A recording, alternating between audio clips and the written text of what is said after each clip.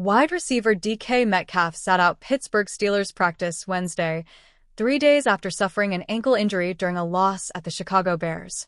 Coach Mike Tomlin on Tuesday indicated Metcalf's ailment likely would not prevent him from playing in Sunday's home game against the Buffalo Bills.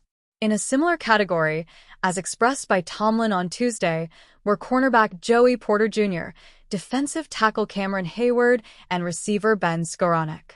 Porter, who suffered a hip injury against the Bears, practiced Wednesday but, according to the league-mandated injury report, was a mere limited participant. Hayward, ankle, was limited, but Skowronek, shoulder, sat out. Outside linebacker Alex Highsmith was limited. Highsmith, who has missed the past 2 games because of a pectoral injury, has not yet made it through a full practice for 3 weeks. Tomlin had already announced that starting left tackle Broderick Jones, neck, and starting defensive tackle Derek Harmon, knee, would sit out against the Bills. Quarterback Aaron Rodgers did not practice, but said he would do so Thursday and Friday as he prepares to play despite a broken left wrist that caused him to miss the game in Chicago. The Pittsburgh Steelers have a massive game this weekend, and quarterback Aaron Rodgers is hoping to see them play the right way. Rodgers issued a strong statement toward his team ahead of their huge home game against the Buffalo Bills on Sunday at Acrisure Stadium. Pittsburgh, 6-5, has dropped 4 of its past 6 games after it started 4-1 and has fallen into a first-place tie with the rival Baltimore Ravens, 6-5. The Ravens have the tiebreaker by virtue of their 2-0 divisional record. The Steelers' record against AFC North opponents is 2-1. But the Steelers can claim the tiebreaker against the Bills, 7-4, who are a game ahead of the Steelers and currently occupy the final AFC wildcard spot with 6 games to play. Aaron Rodgers wants to see the Steelers tighten up against the Bills. The Steelers have shown flashes of greatness over the past 6 weeks. Their defense scored twice in their 34-12 beatdown of the Cincinnati Bengals 2 weeks ago, and they held Daniel Jones, Jonathan Taylor, and the NFL's #1 offense, the Indianapolis Colts, in check in their upset, 7-point win November 2nd. But Rodgers wants to see the Steelers get consistent this weekend, especially on offense. "We need to start playing the right way this time of year," Rodgers said. "We've got to be on the details. There's too many times where we haven't been able to survive downs," is the best way to put it, where there's a missed assignment or a mental error, and we're not able to survive the down. We've got to do a better job of surviving downs. Rodgers did not play in Pittsburgh's 31-28 loss to the Chicago Bears on Sunday, which dropped it out of first place. His status for the Bills game is very much up in the air as of Wednesday, though Steelers coach Mike Tomlin has exhibited confidence the veteran will play Sunday. Aaron Rodgers thinks it's all right in front of the Steelers. The Steelers have just a plus 11-point differential through 11 games and have struggled on both offense and defense at points this season. Still, they are very much alive in the race for the playoff race with about 30% of the season to go.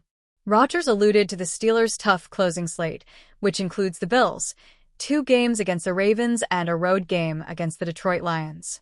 "We've got good opponents on the schedule in the last 6 games. We have 3 division games," Rodgers said. "It's all right in front of us." Pittsburgh also needs to avoid getting caught up in a potential trap game against the Cleveland Browns in Week 17. The Steelers lost in Cleveland last year, between its Week 16 game versus Detroit and season-ending home date against Baltimore. The Browns are 2-2 at home. They'll take on the San Francisco 49ers this weekend, but have played 4 one-possession games at Huntington Bank Field, including a 1-point loss to the Bengals and a 3-point win over the Green Bay Packers. You can bet Cleveland, and especially NFL sacks leader and Defensive Player of the Year favorite Myles Garrett will be chomping at the bit to knock Pittsburgh out of playoff contention if given the chance. Oh, how the mighty have fallen. The once historic AFC North has been drained of talent, upside, excitement, and dominance in quick fashion. The division has been a mess most of the year, with the one constant being the struggles of the Cleveland Browns. The Pittsburgh Steelers have led the division for most of the 2025 NFL season, but few gave them a ton of hope due to an aging, struggling defense and limitations on offense.